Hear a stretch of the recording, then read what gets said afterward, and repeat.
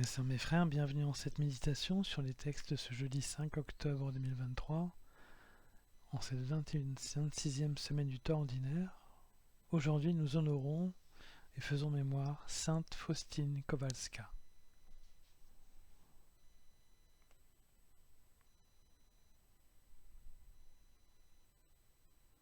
Notre Dieu est plein de miséricorde. Il donne la joie et la paix. Le peuple d'Israël en exil à Babylone a fait l'expérience de la miséricorde divine à l'image de Sainte Faustine Kowalska dont nous faisons mémoire aujourd'hui. Il a expérimenté, comme nous avons pu le voir tout le long de ces derniers jours, le peuple d'Israël en exil a pu expérimenter un autre rapport à Dieu, en dehors du temple et en dehors d'Israël. Malgré les humiliations que le gouvernement assyrien avait mission de répéter pour empêcher les Israélites de conserver leurs dernières pratiques religieuses, Dieu s'est rendu présent simplement, en écoutant leurs prières et en se rendant proche d'eux pour leur apporter toute consolation.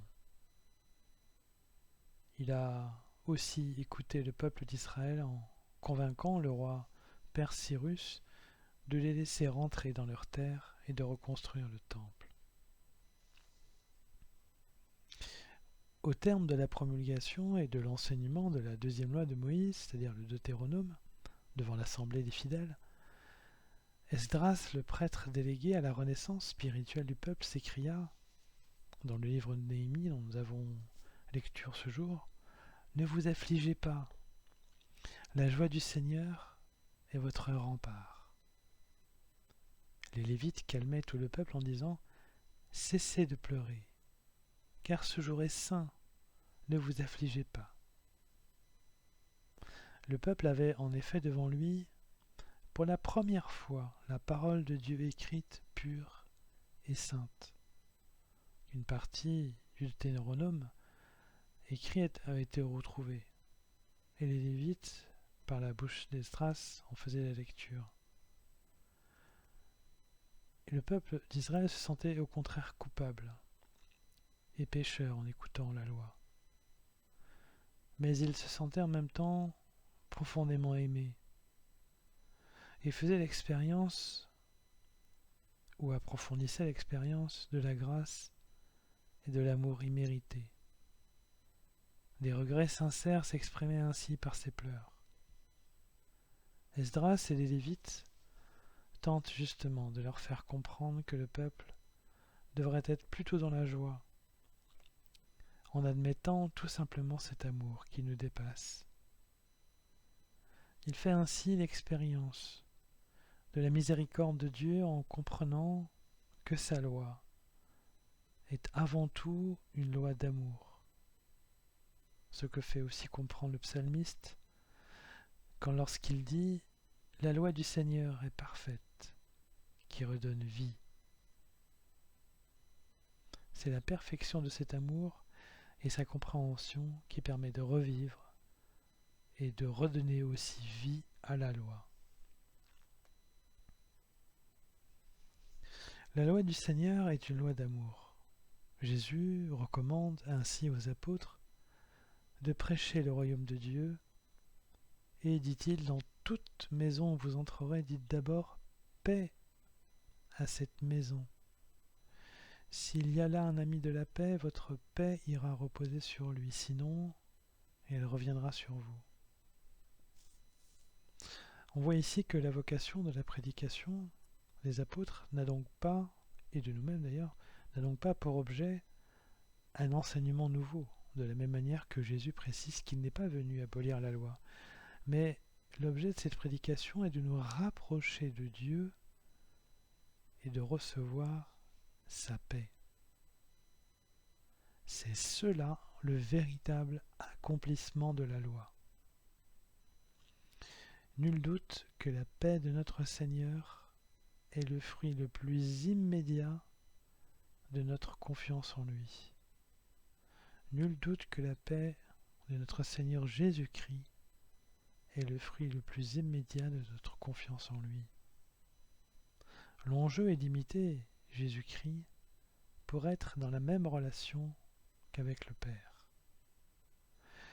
Pour cela, il nous faut d'abord, mes sœurs, mes frères, comprendre et admettre l'immense miséricorde de notre Seigneur et Sauveur Jésus-Christ et annoncer cette miséricorde qui est la vie même du royaume. Nous pourrons ensuite être dans les dispositions de Jésus-Christ pour nous adresser au Père, car c'est bien pour cela que Jésus s'est sacrifié et s'est totalement donné à nous. C'est ce que nous dit l'apôtre Jean, le verset Jean chapitre 3 verset 16 dans son évangile. En faisant cela, il a montré tout son amour, mais il a pris aussi sur lui tous nos péchés pour nous rendre aussi saints que le Père. C'est être dans la même relation filiale avec le Père qui donne cette joie et cette paix. Puissions-nous alors, mes sœurs, mes frères, imiter Jésus-Christ et entrer dans la joie et la paix de notre Dieu. Que la miséricorde de notre Seigneur soit sur chacun d'entre nous.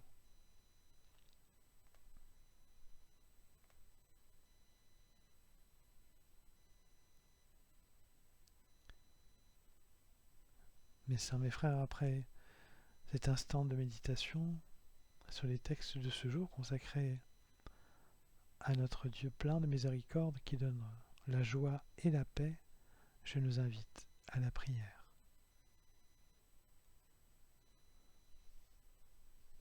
Ô Seigneur Jésus-Christ, ton infinie miséricorde nous montre l'accès direct au Père qui nous attend depuis si longtemps.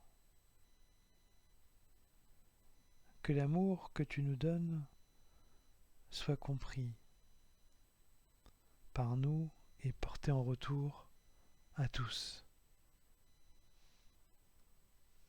pour que nous vivions les fruits de ta miséricorde qui sont la joie et la paix. Que ta joie et ta paix nous gouvernent.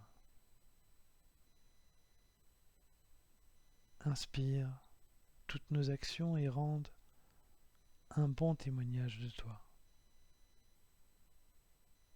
Ô Seigneur Jésus-Christ. Amen.